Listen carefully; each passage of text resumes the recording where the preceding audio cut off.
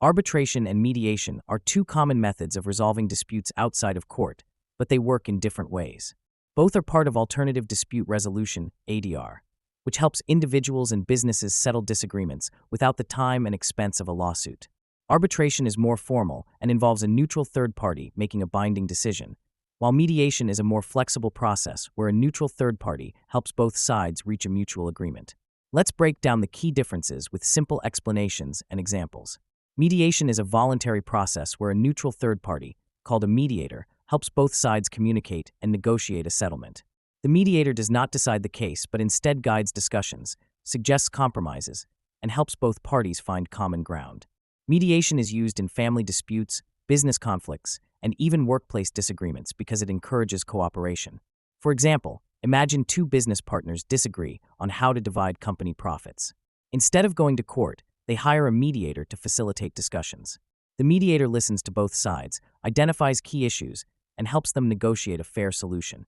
If they reach an agreement, they put it in writing, and both sides commit to following it. Mediation is not legally binding unless the parties sign a formal agreement. Arbitration, on the other hand, is more like a private court process where a neutral third party, called an arbitrator, reviews evidence, hears arguments, and makes a final decision. Unlike mediation, arbitration can be binding, meaning both parties must accept the arbitrator's decision, just like a judge's ruling in court. Arbitration is commonly used in business contracts, employment agreements, and consumer disputes because it provides a faster, private alternative to litigation.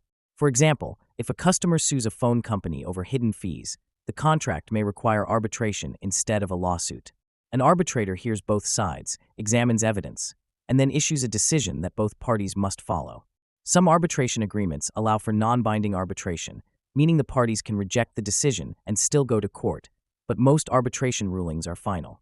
There are key differences between the two methods.